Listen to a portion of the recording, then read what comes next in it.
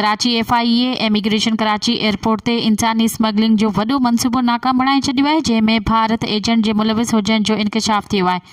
FIA तरफ़ां जारी कयल बयान में ॿुधायो वियो आहे त कराची एयरपोर्ट तां गैर क़ानूनी तरीक़े सां यूरोप वञण जी साज़िश बेनक़ाब कई वई।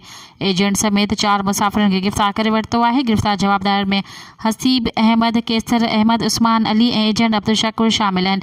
जवाबदारनि जो तालुक़ फैसलाबाद, चिन्योज, गुजरांवाला, ननकाना साहिब जे मुख़्तलिफ़ इलाइक़नि सां आहे। इंसानी स्मगलर अब्दुल शकूर ॿियनि जवाबदारनि खे पोलैंड उमाणण जे नाले ते 14 लख रुपया फ़ी माण्हू जो मुआहिदो कयो। जवाबदारनि एजेंट खे 2,50,000 फ़ी माण्हू एडवांस तौर ते बि ॾिना।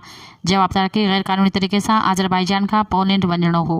मज़ीद ख़बरनि ऐं तफ़सीलात लाइ विज़िट कयो असांजी वेबसाइट www.awamiNewsHD.com ऐं ॾिसंदा रहो अवामी न्यूज़ HD।